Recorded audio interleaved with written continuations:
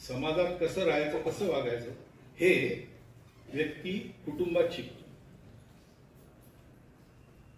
संख्येचा उल्लेख झाला, जनसंख्या कमी होते फार चिंता आहे.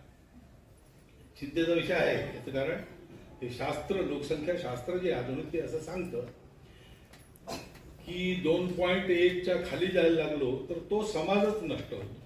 पृथ्वीच्या पाठीवर तो राहत नाही. कोणी त्याला मारेल असं नाही, तो काही नसलं संकट तरी तो समाज नष्ट होतो, पुढे चालत नाही. अनेक भाषा अशा नष्ट झाल्या, अनेक समाज असे नष्ट झाले.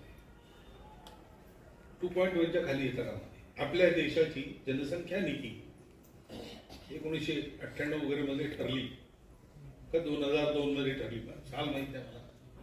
पण त्याच्यातही असं सांगतात की 2.1च्या खाली नको.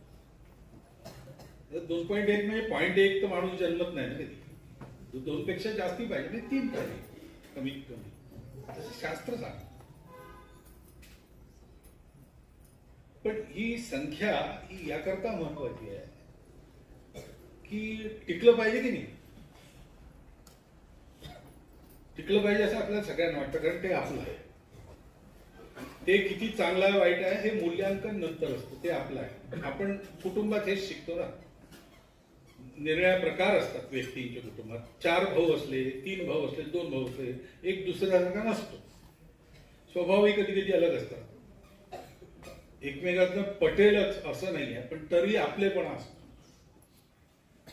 अरे मग तो असा वागतो तर तू, काही झालं तरी भाऊ आहे ना माझा,